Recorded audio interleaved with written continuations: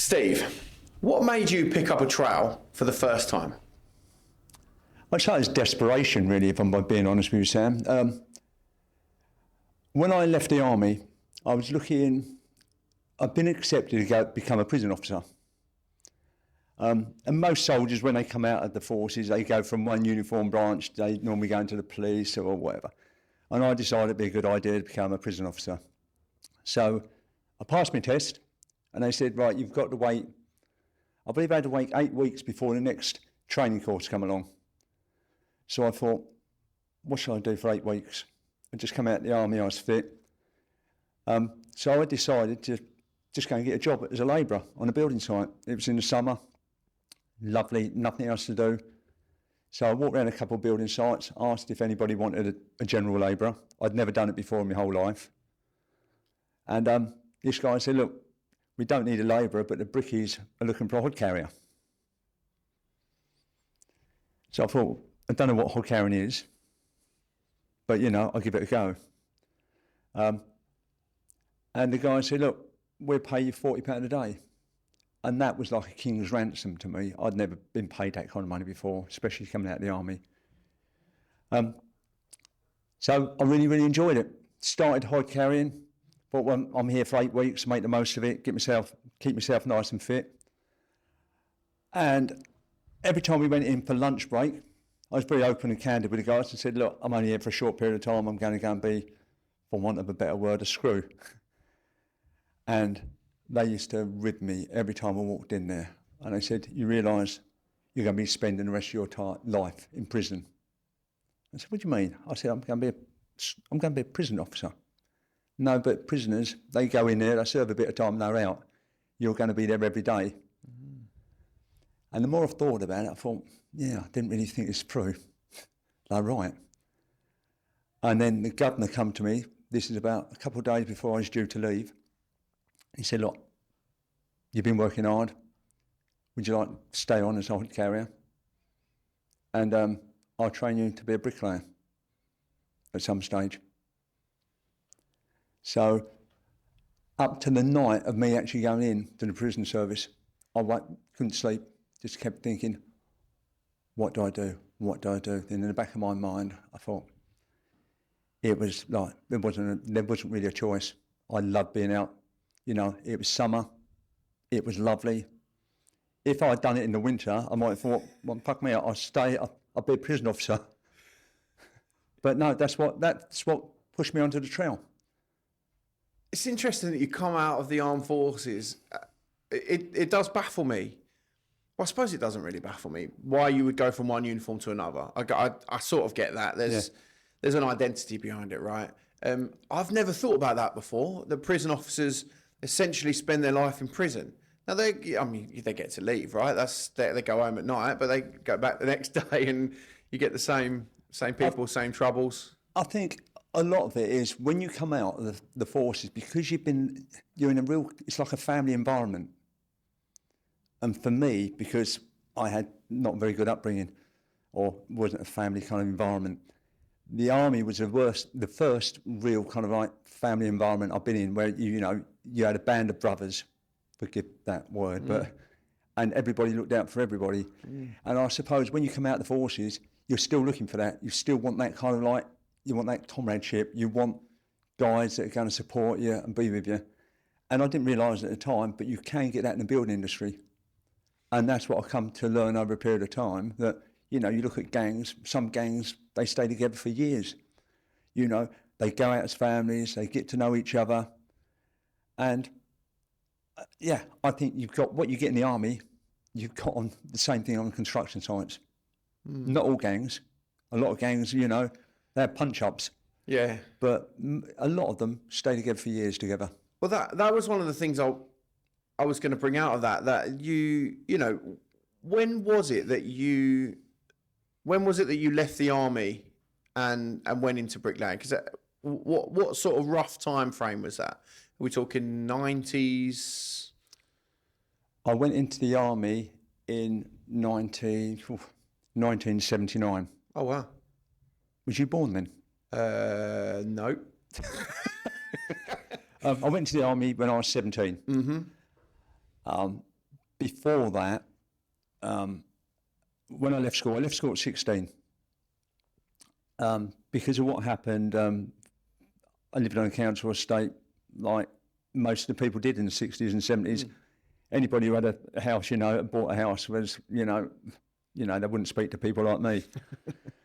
But I lived in a place called on the Melbourne estate in Chelmsford, which has still got a little bit of reputation. But where we lived, it was right next to a park and we had a wooded area. So in the summer holidays, things like that, I'd be out. You wouldn't be sitting on your phone or playing like PlayStation. You'd get a hammer and nails out and some wood and you'd go and build yourself a tree den and make fires until the parkkeeper chased you out. So you've done lots of nice things. And you built bikes. You didn't go and buy a bike. You built bikes. You built go-karts. And it was, early part of my life was really, really good. I was the second eldest son, and there was three boys in the family, and we had a sister. And my dad was a bricklayer. He'd come out the parachute regiment, and my mum was a stay-at-home mum. Always good for the first 10 years. And then the relationship between me parents become really, really volatile, and it become a real toxic relationship where there'd be continual arguments, and then there's a lot of violence attached to that. And I can remember as a young boy, I was about 10 or 11, going to bed at night, putting a pillow over my head to try and not listen to the arguing. And I think that really affected my confidence. I'd say it really, really put me back at school. From being midstream, I literally tumbled right down to the lowest class you could get. I was in the C stream, and I think I was at the bottom of the C stream. And I wasn't worried about school then. I'd become a little bit disruptive then. I was in front of the headmaster all the time, getting slippered or getting the cane. Nobody could see the reason why I'd turned the way I was. But it was because I just felt really insecure, knowing that my dad was going to move away at any stage, which eventually he did. And I think that really, really, really affected my early childhood. And I think I took that through to adulthood as well. And if I'm honest, I think I still think about it now. What I went through as a child, I don't think was right. But, what's the saying? You can't unfry an egg, can you? And I also believe what doesn't kill you, it makes you stronger. And I'm a firm believer of that. I think I learnt from it, and it helped me in future life. About 10 years old, rather than go home, I went to the local boxing club, enrolled in Chelmsford Boxing Club. I spent many years boxing, and that was like an extended family. And then from there, I went to Sea Cadets. I became a little Sea Cadet, wanted to go into the Navy. And then when I got to 16, thought, right, I'm going to go into the Navy. And then realised I didn't have the intelligence to pass the test to get into the Navy because the way I'd mucked around at school. Yeah. My dad said when I was 16, because I was still in contact with my dad, and he said, right, you need to go out and find a job. And I said, well, can I start at school and take my exam? He said, no, you've got to start paying keep to your mum. So I got a job he found me a job in Southend as a priming boy. So I'd sit in a hut each day. Lorries would roll up with thousands of metres of skirt in architrave, and I'd literally prime them all day long. And it was soul-destroying, absolutely soul-destroying. But I was getting £27 a week, which was, looking at it now, don't seem a lot of money. No. No. I think, to be quite honest, I think in 1979 it didn't look like a lot of money either. And I had to pay my mum £6 a week out of that for keep. So it didn't leave me a lot. But having said that, so from there, whilst I was working there, my brother, who was older than me, he went into the army. And I had so much respect for him when he went in the army. I looked up to my big brother. And he saw and witnessed the same things that I had, with the family, and I know it affected him, and still does. He stayed in the army for about 7 weeks, and he said he couldn't hack it, felt homesick, and come home. And I was absolutely heartbroken because I looked up to him. He was my model. It didn't affect us long term, but I just felt it's like watching your hero fall. When he came home, obviously being a younger brother, I just ribbed him about it all the time. And he said, well, if you think you can do any better, you go and do it. So one day I left my prime job early, went down to the Army Careers Office and thought, well, I'll give it a go and take a test. Took a test, didn't tell my brother or my mum or my stepdad at the time.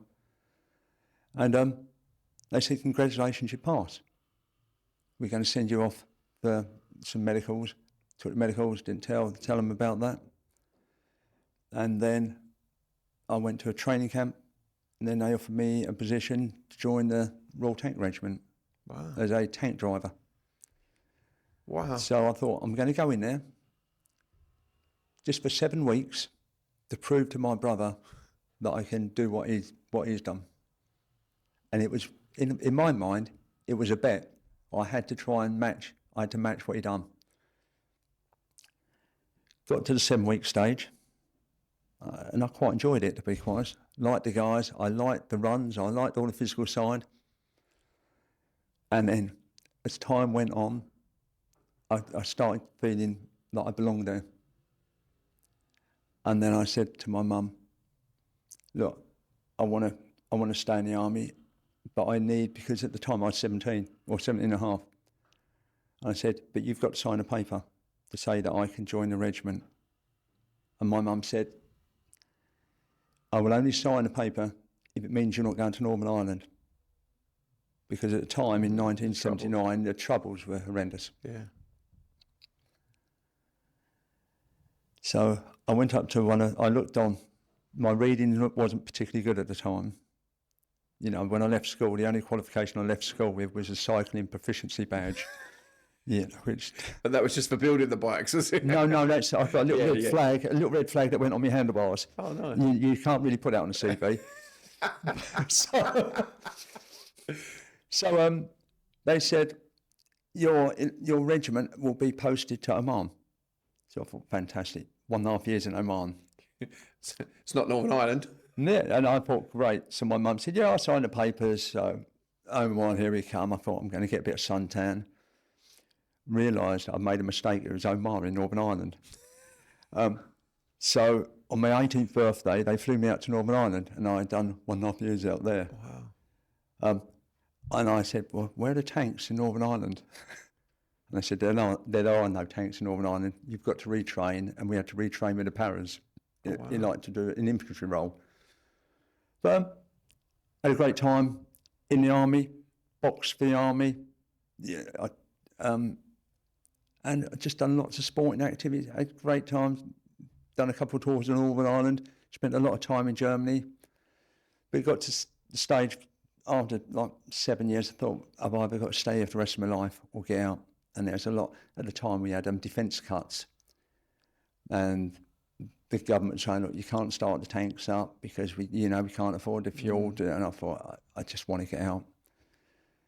And hence me trying to apply to get into the prison service. Does that come round in a bit of a circle? Oh, gosh. I feel like we could just cut there and that's like pure gold. Can I go now then? Yeah. No, you got. It hasn't been 7 weeks. It certainly hasn't been 7 years here. The Band of Brothers. I assume you've watched the series Band of Brothers. Yeah. I mean, if you haven't, you should. I mean, anyone who's listening or watching this, if you haven't, you should. It makes me well up when I watch it, but it must be a different level of emotion for you, because I've got a lot of friends in the military, and they talk a lot about that, and I don't even think it's the same now as it was then. It's maybe a little more disjointed now, and you know that you do love your regiment and you love your unit. Yeah. But people tend to move a bit more now than they used to. Yeah. But what was it in obviously your early family life was difficult. Is that why you think you found the sort of the brothers or the brotherhood so welcoming? They say that most successful soldiers come from families from broken homes because the army embraces them, and you got security in the army. You wake up, your meals are there, you know, your mates are there. Nobody's going to leave in the middle of the night. Obviously, you have arguments and punch ups occasionally, but all guys do that, don't they? Yeah. But when you're really in a real awkward situation, you know, those guys are there, they'll protect you, they'll put their lives down for you, as you would with them. Yeah, that's I have the utmost respect for the people in the armed forces. Yeah. You know, it's And coming out, to be honest, it helped me when I come out of the army, because it gave me, from what I went through as a youngster, my confidence was totally destroyed, where I didn't want to talk to anybody. I'd hide behind curtains if anybody come around the house. And nobody ever really, as a child, nobody really gave me the confidence and built me up. So the army gave that to me. And to be honest, it helped me grow. And then I wasn't really scared of failure either. And you could say, well, you know, there is a fear of failure. But I always believed that if I was a hard-working person, I knew I had I think it's a mentality from the army that you always push harder. And when you think you can't do anymore, you can. You just keep going until your body's got to break before your brain. So failure, to be quite honest, the fear of failure has always spurred me on. And also, the fear of failure, I've treated it as a positive. Because I think two negatives make a positive. I mean, that is actually true if you multiply them together. Oh, is it? I'm not a mathematician. Is it? Yeah. Oh, yeah. But no, so fears never really worried me. And my main drive in life it's not been to get like a great big Rolex, a big car, you know. I think we all have these things at some stage in life. But it was to prove my family wrong, to be quite honest, that I had something about me and I could pull myself out and separate myself from them. Well, that is certainly that's a strong driver for someone who, you know, went in the army, who said, oh, well, I only need to do 7 weeks, because that's all my brother did, to finding what is now well, maybe not now, but what was then your new family, and a bunch of brothers that, although they weren't sort of the same mum, were, you know, found in the same situation. You went through the same periods of life. You learned together. You ate together. You loved together. You know, you fell out together. You ran together. You build that. And are you still friendly with the guys? Sam, I'm still friendly with guys that I've been involved in punch ups with people in, you know, beer, what to say, pubs in Germany. I was going to say beer kellers, but it's not. I'm very close with a lot of them. One of the bricklayers, or one of the guys I was in the army with, is a bricky subby himself. You don't mind me mentioning his name, Rob Roberge. Me and Rob were in the same army together. And also Jarv, who works for Rob, he was in the same regiment as well. Ironically, we all come out of the army, we knew each other in the army. Wow. In fact, in the army, I boxed against Rob. And I still throw that in his face. We still every time. You win? What? Did you? I don't really want to say it, but I knocked him out in the third round. But no, that's for you. yes. Sorry, Rob. But we're still really, really good mates. You know, when I went we'd done a walk about 2 years ago up Everest Base Camp. Rob was there. Rob was part of it. We had a few other army mates. So we still do a lot of things together. Occasionally we just wake up and go, right, who wants to go climbing tomorrow? So we meet round mine at 12 o'clock at night. We drive down to Wales. We get to Wales at 4 o'clock and we start climbing. We do penny fan. And we're up at the top by, I don't know, 4:30. I love it. I love the image of this, and that, with the deepest respect, this bunch of older fellas who are probably in their 60s-ish, all just deciding, do you know what, lads? And it's not the sort of thing that everybody does. We wake up one morning, do you know what, lads? Hey, Rob, do you fancy going? Do you fancy going out today? Where do you want to go, Steve? Should we go up Penny Fan? Yeah, all right, mate. And then just naff off to away. Sam, I don't know if it's me. I may have a screw loose, but one of my foremen the other week, me and him had a few words, but we get on really well. And I said, we need to have a chat. So he said, when can we have a chat? I said, have you got any walking boots? So he said, yeah, I've got me walking boots, a little rucksack. Yeah. I said, can you come round mine 5 o'clock Saturday morning? So my wife thinks I'm mad anyway. So he arrived round mine at 5 o'clock in the morning. He said, where are you going? I said, we're going just for an 18-mile walk. So I took him for a little 18-mile, but a faster 18-mile walk. You took him out on a tab. And I think off the back of that, I don't think he's ever going to... I asked him, going tabbing with you again. He said, what are you doing now? I said, I'm going down the gym. I've got a bit of work to do in the garden. I said, what are you doing? He said, I think I'm going to go home and just lay in the... But yeah, we do. I still do stupid stuff like that. And I enjoy it. Good.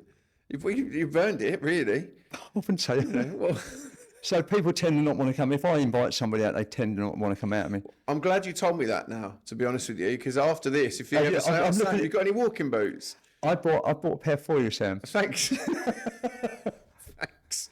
No, I actually, to be fair, I actually really enjoy walking. I enjoy hiking. I used to run a residential youth centre, and we started a Duke of Edinburgh programme. So we'd take young people out all over. Yeah. So we start with bronze, and then they finish their bronze, they'd do silver, and then they finish the silver, and then they go out and do gold. So Penny Fan was one of the places they went, because I think it has to be over 600 metres above sea level or something. They have to walk for gold. I think walking, for your mental health is brilliant. Because you're just on your own, or we be going up. It's just lovely to be outside in the environment. The year before last done Everest. Last year I walked across England. Wow. So I think it's from. Was that in a day? No, that's a 2 week. It's 200 miles. So it's the 2 days for you then. Well, no, we did sleep at times.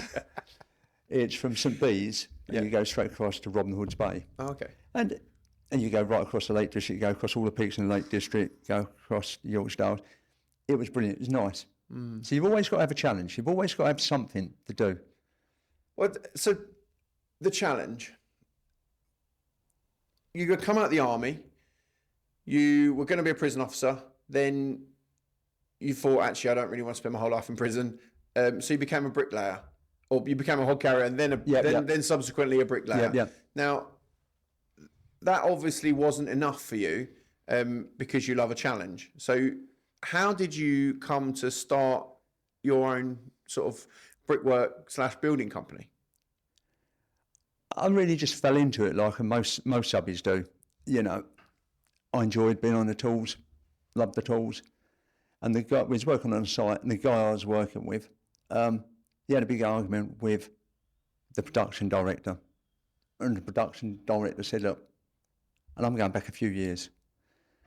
And he said, look, I want you and your gang all off site. We're going to replace you. So he came up and said, look, lads, we've got to go. So I started packing my stuff up, putting it in the back of my car. And I was absolutely gutted because I needed it because I had a young family at the time.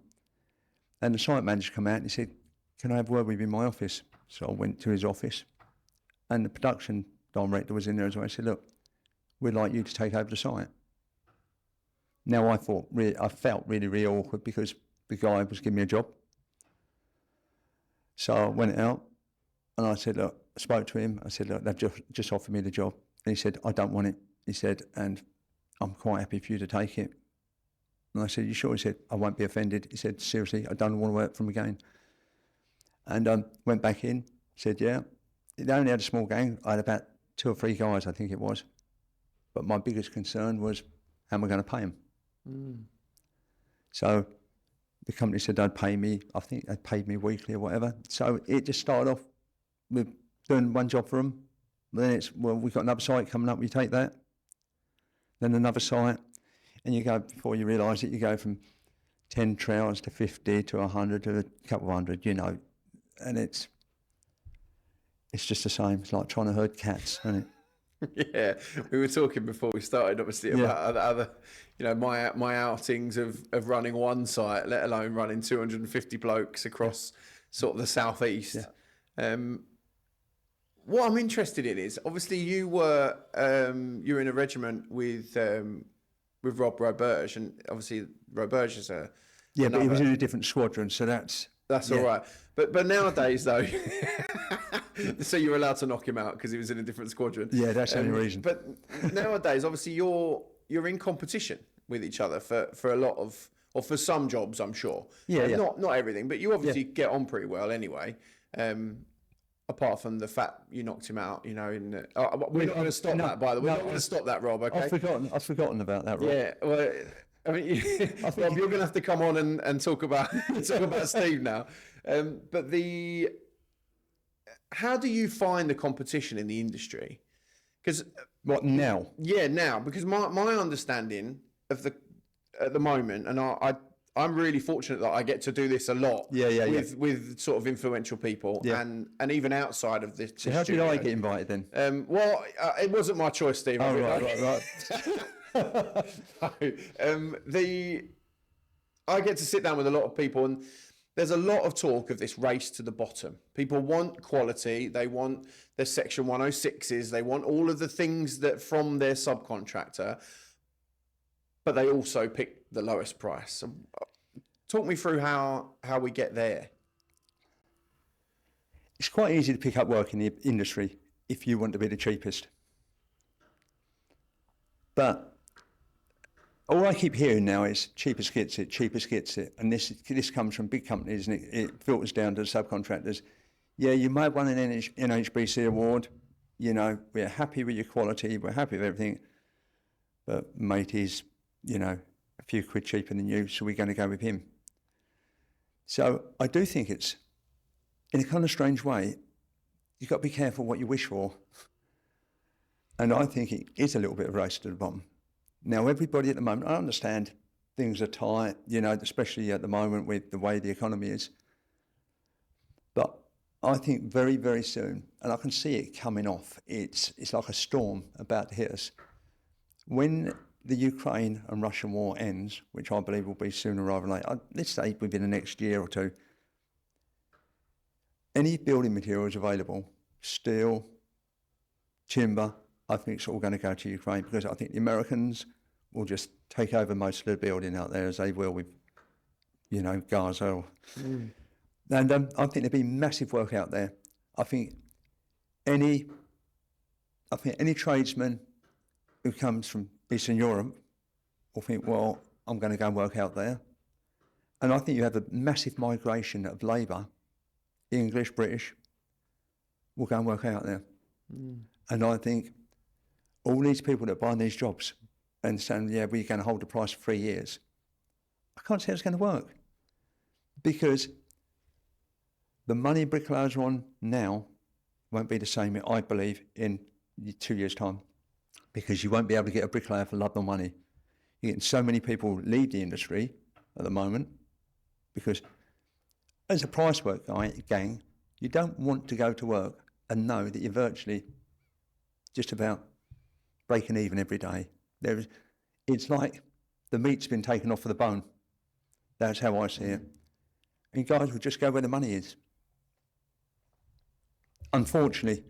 And also those guys that are going, what are you replacing them with? You know, I've heard talk of people, you know, bringing in illegal labour from different countries. How long is that going to last? I just can't see. I just think it's foolish. So in the old days, you'd build a relationship up with your client. You'd sit around a table, you'd have they used to call it a negotiated tender. And it's, yeah, Steve, look, this is, push your price, blah, blah, blah, blah, this is our budget, we need you to get to our budget. It's not like that now. It's we're going to use, Mr. Smith up the road. All right, he works from his garage, he's got one van, but he can get some guys in, he's cheaper. And if there is an accident, all right, he hasn't got a health and safety officer, but we'll worry about that if he has an accident, but he's cheaper. Mm. Now, do I sound like a cynical old man? That's what's actually happening on site. Yes. Yes, I am a cynical old man. Both. No, not all. I think you're a realist, if I'm being honest, Steve. That is the first time I've heard someone openly talk about the skills gap and not just about it in this country. It hadn't actually occurred to me, and I'm going to do a lot more thinking about the fact that when the Ukraine war finishes, the Russia-Ukraine war finishes, we have Moldovans work for us, we have Ukrainians work for us. Obviously, all legally, they have the correct papers, but there's no work in Ukraine at the moment because it's getting bombed, and people don't want to work in Moldova and the surrounding countries because it's hard. Albania, all around, the Ukraine and Poland, and a lot of the work is being done over here. They move over and they support their family from here. And send money home, and that's a completely legitimate way of working. Many people used to do that in Australia, didn't they? You're talking 80s and 90s. We've done it in 70s, Germany. All the bricklayers. Do you remember Wiedersehen, Pet? Yeah. Or was that before your time? No, I do. All the brickies used to go across to Germany and work. Yeah. Because there wasn't a lot of work over here. No. And I think you're going to have the same thing, but unfortunately, and this goes back to Garry, what Garry's doing, trying to train guys and bring them in, and I understand that. We went out to Poland. We started S&B. We had a training school out in Poland. Went out there, met loads of guys out in Poland. We put them through this course, and then we made sure they were legal, brought them across here. As soon as Brexit struck, bang, they all went. Yeah. And they haven't returned. Well, because it cost too much money, essentially, right? Just a quick one. Give me a second to tell you about the proud sponsor of the Hodcast, Site Ready Solutions. In construction, a world where time is tight and quality matters, there's no room for passengers. Site Ready Solutions are changing the game. They're not just getting people into the industry, they're getting them ready to deliver from day one. It all starts in the community, attracting local people who might never have thought of themselves being on a construction site. Then they're given real training, hands-on, hard graft, and to high standards. They're placed where they're needed the most, with the right mindset, skills, and the ability to be productive from day one. Then, importantly, they're retained through ongoing support and mentoring through progression. Because Site Ready Solutions don't just build workers, they build teams, they build trust, and they build futures. From street to site, they're helping everyday people become site-ready professionals, productive, prepared, and proud from the very first day they step on the job. Site Ready Solutions, local people, real skills, day one impact. Visit sitereadysolutions.co.uk and see how they're rebuilding the future of the construction industry, one person at a time. Thanks for listening. Because you have trainees within your company, you have some apprentices. What are you teaching them that they're not learning elsewhere?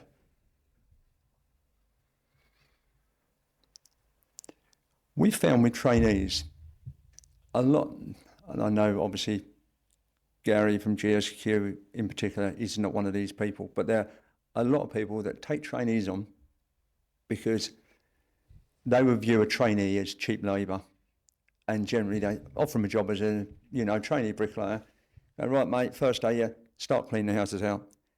And then before you realise it, that they, going back to cheap as gets it, they want cheap labour so they can keep their prices down. So you use the trainees doing labouring jobs because they haven't got the time and the resources to train them up because it's cheap as gets it.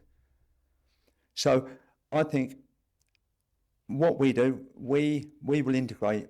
I would, if we integrate people, we make sure that they are actually, if you come on as a bricklayer, you've got a trowel in your hand. You know, occasionally everybody has to tidy up a little bit, but the whole gang do that. But it's like a pathway, and we follow that pathway with them. You know, I've had guys with me from 17, come on at 17, 18, now in their 30s, you know, and I follow them through their careers from, you know, from their first day on the tools to now, you know, they're building extensions at home on their side of their houses, got children, happily married. And it's lovely, and you get a warm feeling inside knowing that you've done that and helped some people along the way. You know, a lot of people that fall off the wagon and go, you know, I don't want to do it, and they get disillusioned with the industry. But generally, no, we encourage it. I'm a great believer that when we price a job, every main contractor should say, oh, in your prelims, you've got to allow two apprentices. Yeah, and everybody should be made to, and all the main contractors should ensure that everybody who gets a job has to take trainees on their job. How do you look after your apprentices / trainees and keep them to want to stay with you, and also yeah, I mean, how do you do that? How do you retain them? Because they could just naff off, right? They could naff off. But what you do, you like to think you build up a rapport with the guys. You know, I'm out on site every day of the week. So I make a point of speaking to them, you know, and also it's all about career progression. So if they're just slashing all day long, you know, like line monkeys and not building any corners or doing arches, I make a point of making sure that they do something with everything. So it's career progression. We will put them through qualifications, you know, SMSTS, MBQ. We will do whatever so we will build them up slowly. And you like to think at the same time, if they see that you're interested in their career path, I think it's a two-way street. They tend to, I think most of them are quite loyal. That's what I found. Well, that's also sort of your lived experience, right? Because you went on a building site and you became one of the band, one of the gang, one of the, you know, they became good friends of yours, and then you know, even when your ganger had an argument with the agent calls you in and says, look, I'd like you, and then the first thing you do is walk out the office and go, look, mate, this has happened. I respect you enough to just come and tell you. It's having integrity, having a little bit of integrity about you, and being honest. You know, you look at all our subbies; we're all fighting over the same bit of work. And I don't badmouth other subbies. You know, Garry, I can sit down and have a cup of coffee with Garry, Rob Roberge, you know, Paul Good, quite a few of them. You know, there's not many that I don't. And like I say, there's honour amongst gentlemen, isn't there? You go, look, we all want that job. We talk about jobs openly. You know, you're not allowed to. In the old days, people used to form cartels, and it's not like that nowadays. Just go, right, lads, we all want that job. You going for it? Yeah, I'm going for it. And there's now no bad blood. If one of you gets it and the other one, you just go, right, all right. You give them a bit of grief. Well, everyone eats, right? It's not. There's enough cake to go around. Yeah, you know, certainly in this area. So, and that's only going to get easier, right? As we've just talked about, but I guess trying to serve your clients, their bit of the cake is going to be the difficult bit, because you can't take on work you don't have the workforce for. So you can take on a job, but if you can't fulfil the program because you haven't got enough bricklayers, like you're not there.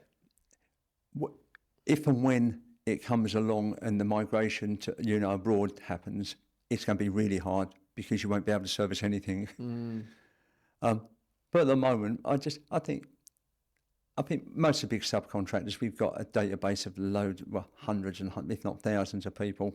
And I like to think, we don't muck them around with money. They're paid promptly. And I like to think they work in a good, safe environment. And so they want to work for us. But that's all subbies think that anyway, don't they?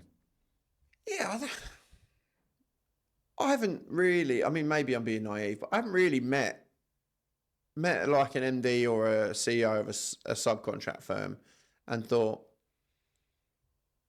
you're a lying piece of work. And now maybe I've been really lucky. I don't think you've been around enough. Yeah, for sure. I think most of you would say that actually, or I just don't want them on the podcast. But it's good that you all. It's good that you all get on. It's friendly competition. I've said this before. Competition is always good. Yeah, of course it is. Yeah, always good. Yeah. There's no such thing as a bad competition because it's going to lift everybody's game. Yeah. So if there was no competition, then one person's eating everything up and they become flabby. And whereas actually, if there's competition, it's like in a pack of lions, right? There's the alpha and the one that's sort of doing the most work or whatever it is, and then there's everybody else, and there's like an order of things, and sometimes the order changes and people go and do other things and whatever, but it seems that there's no like insider trading, it's every man for himself. Yes, but you all come back and have a cup of coffee together. Oh, well done, mate. Well done on winning that job. Well, no, I never say that. I call him arsehole. So well done for winning that job. Yeah, well done for winning that job, you arsehole. When I say well done for winning that job, that's when I know it's time for me to get out. I'm too old, yeah. Fair. You've got to stay hungry. Oh, fair. Well, I would be amiss if we didn't talk about, and people, if they're watching, they won't have seen it anyway, because you're facing me. But you have an ear missing, and now I'd love to. Oh no! It must have fallen off on my ear. I was gonna say, like, what, did you get eaten by a shark or something when you were in the army? Or no, I've had worse things than that. Oh, fair. Going back to the days like in the 80s, all the health of guys on site, construction workers, nobody really worried too much about. Mental health was, if you said there's a mental health issue, it was always women. You associated women with mental health. I know it sounds terrible. What about to say? And men weren't allowed to have mental health problems, and men generally weren't allowed to have problems. Full stop. If I got a tube of sun cream out and put it on the side of my head in the 1980s, they would have given me so much grief. Men didn't do that. Brickies didn't do it. Unfortunately, I wish I had, because if I'd done that, they reckon skin cancer, it's what you've done 20 years ago, comes back to, it catches you up about 20 years later. So at the time when I was out on site, and this is the days before you had to wear hard hats, no sunblock on, having a great time. And then 6 years ago, I started having a little bit of bleeding coming from one of my ears. And I thought, didn't think much about it. Went into hospital. They said, don't worry about it. Went back a year later and said, look, sorry, we misdiagnosed it. You've got a really aggressive cancer, skin cancer. And we need you to come in, and we're going to chop a little bit of your ear off. We're going to send you out into reception. We're going to analyse it and then come back, and if there's a little bit more cancer on it, we're going to cut a little bit more away. So this was all done under local. I went in there, come back, and then I said to my wife, I think they've cut my ear off. And she said, they wouldn't have cut your ear off under a local. And effectively, that's what I'd done. The whole ear cut, they took the whole ear off, and the whole ear was saturated with cancer. Wow. And then they called me in, and I was, to be quiet, I was traumatised, but for some reason I felt quite positive about it, because the cancer's gone. So at least I'm alive. And he said, unfortunately, he said, I can't do any more. We can't, the cancer's gone down your neck as well. So you've got to be operated on within the next couple of days. So I went in, had a 14-hour operation. They cut my whole neck out, took loads of lymph nodes out, removed some of my calf, which I use up on my neck. And then I had a month of really intensive radiotherapy every day. And touch wood, a few years down the line, now I'm good. In between, I had cancer in this year, a different kind of cancer, and they took a quarter of that year away, but, it just evened it out a little bit. I've had implants, like a hearing implant fitted in my head with titanium screws, which they made me a false ear. And they said, we've got a little false ear we can put on the side of your head. But my concern is, I like putting my head out my car window occasionally, and I don't want someone to end up, following me up the road and getting an ear on their windscreen. So I decided against it. But I'm just envisioning you driving down the road with the head out the window, but the woman behind you just... Yeah, but it's only a small ear, ain't the size of a dinner plate. It didn't match the size of that one. So in a kind of strange way, I found it really positive. And the reason I found it positive, and I don't want to sound a bit flippant about this, in my mind, the only way I kind of rationalised with it was the chances are somebody in your family, with statistics, is going to get cancer. And I thought, well, I'd rather it be me than my wife and my kids. And I know it sounds really stupid, and I felt a bit better for having it because of that. And also, it made me look at my life again.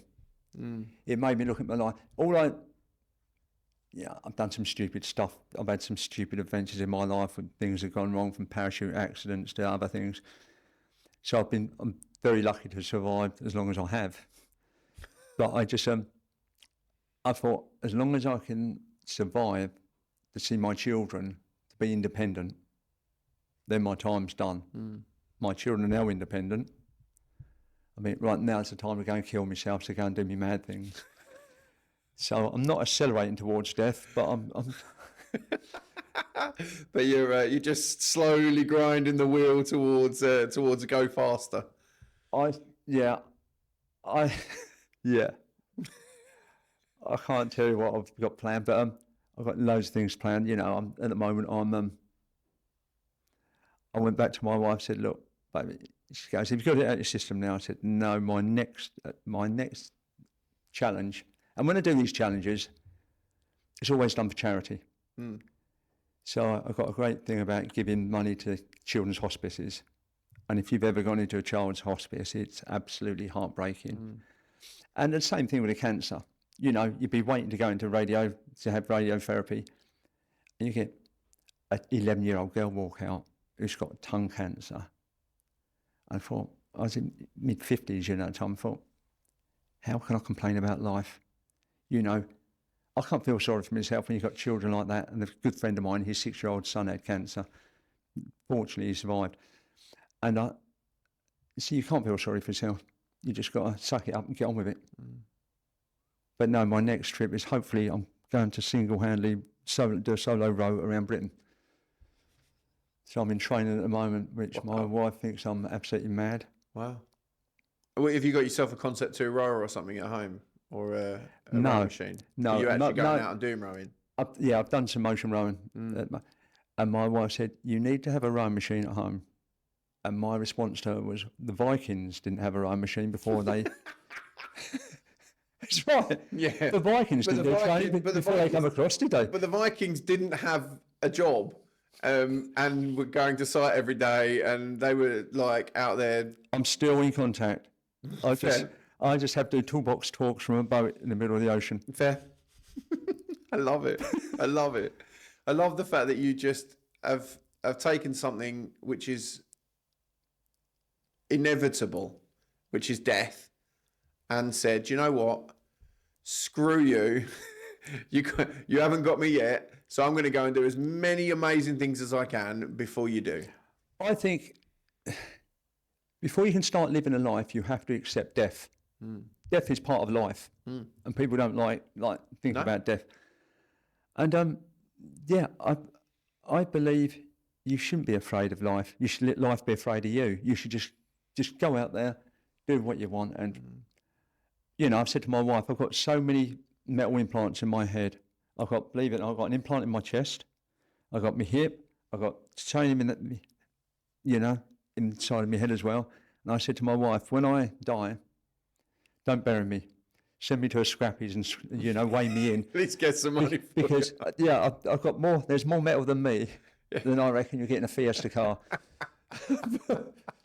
Certainly more precious metal anyway. Yeah, but you want a body, don't you? You want somebody to come and view you in a chapel rest and think, look at him, he's had a life.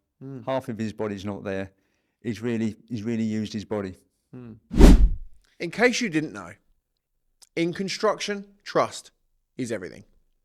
You trust your team to show up, you trust your tools to perform, and when the pressure's on, you trust your supplier to deliver. That's where Grayson Building Products come in. They've been doing this since 1921, and they've built more than just a business. They've built relationships, expertise, and a reputation that is earned, not claimed. With over 50,000 products in stock and a team of specialists who genuinely understand the craft, Grayson is there. Not just when you order, but when things get complex. It's more than just a price. It's partnership. It's peace of mind. If you want a supplier that moves like part of your team, visit grayson.gb.com and see what real service feels like. Well, your body is one thing, but your mind is another. And you've been through some dark stuff. Your business life has been... what's a good way of describing it? If you could describe that in one word, you're probably the best qualified person. My business life. Yeah. I'm not the business. I think the darkest time of my life, my whole life, and I've had some dark times, even the cancer, but I'd say it was even darker than that, was originally I had a company called Steve Murphy Brickwork. I've heard about that guy. He was a lovely guy. He had 2 ears, if I remember rightly. We had to go, I'm going back quite a few years now, must be going back about 15, 16 years.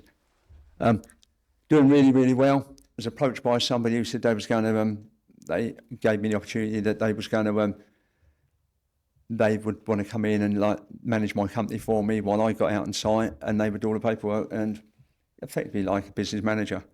Anyway, to cut a very long story short, the person didn't do what they was meant to do, wasn't paying suppliers, I was getting fed misinformation, and it got to a stage where I had no alternative but to have to go into administration. I can remember when we went into administration, it's the darkest place of my life, and I felt, you know, we had lots of guys, I felt like I let loads of guys down. All the guys got paid. Some of the big suppliers, you know, I agreed with them to look, can you carry on? You know, and we pay you back over a period of time. And most of them are really, really good. Well, 90% of them. But I couldn't go home. I believe it or not, I got some bread and jam and a coffee, and I just sat in the office every night, just going through how I was going to get through it, And I thought, well, I'm not going to... I found in life, and I know it sounds it's a bit sleazy what I'm about to say, but I think you only learn from mistakes. You never learn from success. So I learned more from that, even though it's really, really dark. I was in a really bad place. And not that I was in that, not that I come even close to it, but I can see how people can, you know, I can see how men can take their lives over something not, you know, it can make you feel like that. But, you know, I've got family, I'd never do anything like that, I wasn't that bad. but I felt really, really down. And I learned a lot from it. But and also, there's a lot of humanity as well. You learn a lot about how people understand what you've gone through. They know it's not you. They stand by you and defend you. And that's what happened. I was surprised how many people... I had one of my guys come up to me and said, look, Steve, I know what's happening. This is what I've got in my savings account. Can I give that to you to help you? And you know what? Obviously, I didn't take it. But, you know, just that act of kindness makes you realise, man, there are some decent people out there who support you. And that guy still works for me today. And anybody who knows me knows it's not the way it's not the way I've done business. It was always, it used to be my name over the door. Now I've got a business partner, really good guy, Carl, and he manages all that side for me now. So that's in a safe, well, we say he's one of the directors. So he manages all that, and I'm out on site all the time doing what I enjoy doing. Mm. Well, thank you for sharing that, because it's not easy sharing the dark things in your life, is it? No, but also when I went through that time, it used to worry me when people say, "What is wealth?" What do you think wealth is?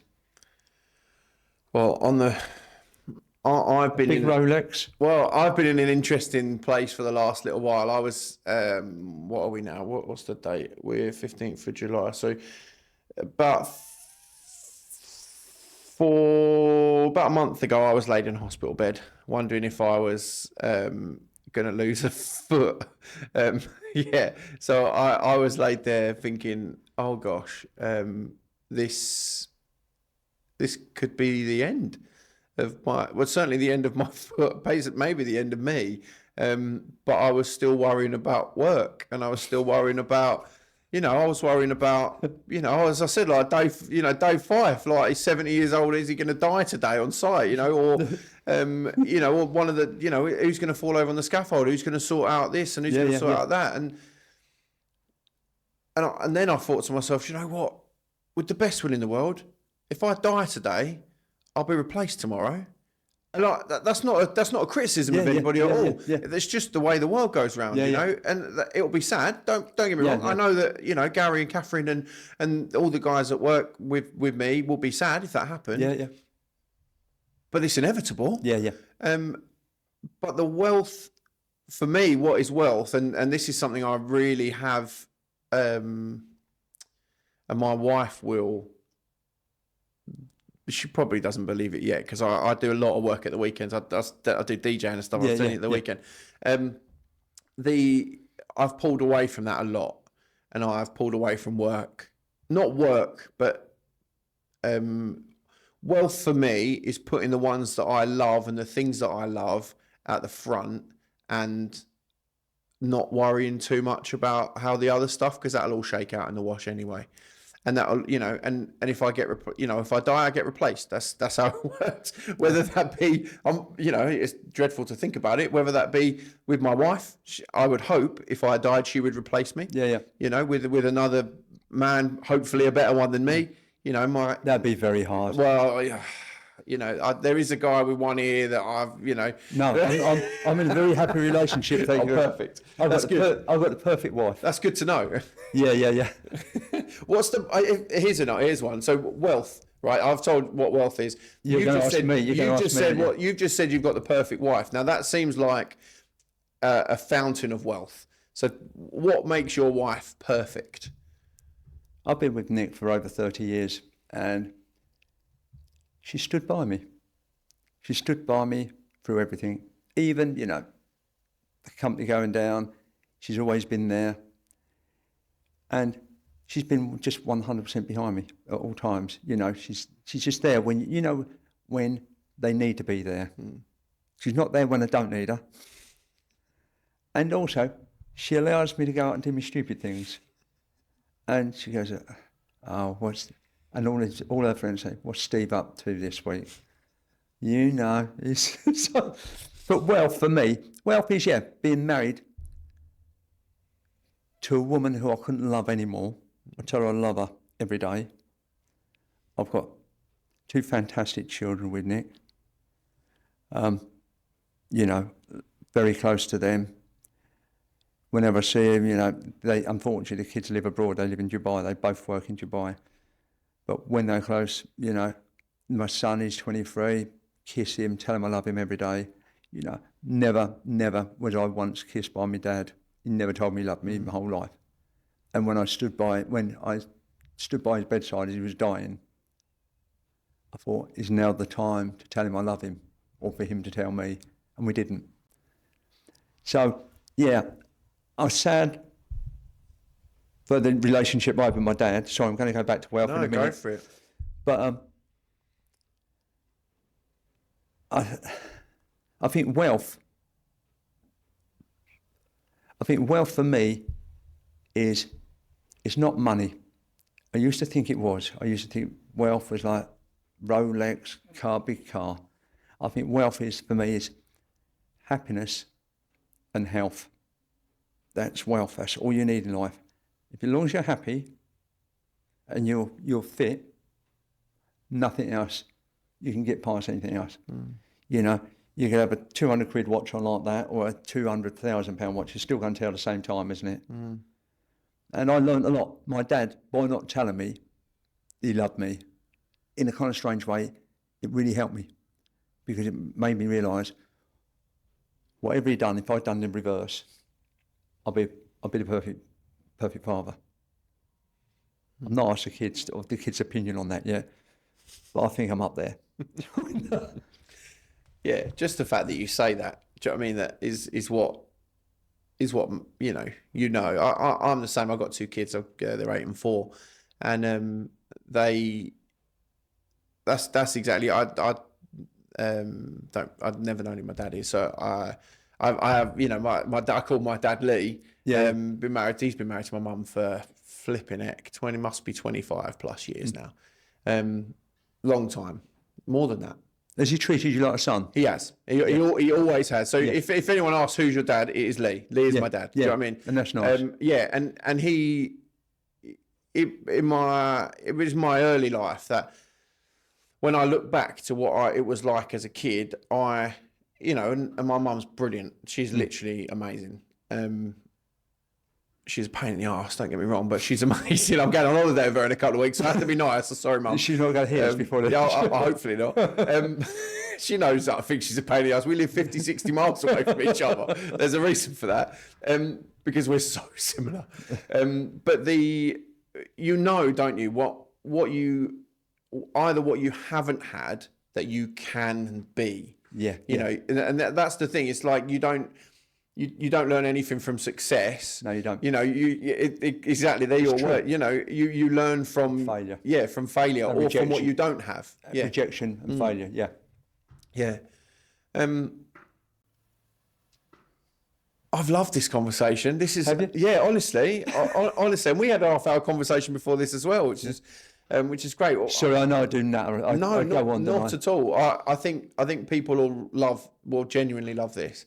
I want to ask you one more thing, and that would be, if you had everyone in the industry, and not just apprentices, everyone in the industry, that in front of you, that if say everyone is watching this, I mean that'd be great, but it's unlikely. Yeah. And you had to give one piece of advice if you had everyone in the industry watching this podcast and you had to give them one piece of advice, what would it be? But I think to excel in the industry, you've just got to have faith in yourself, never accept second best, and just push on. Is that enough? That is absolutely enough. Thank you. You are definitely enough. This has been such a great conversation. Thank you so much for taking the time. Thank you, Sal. Really enjoyed speaking to you. Thank you. Thank you.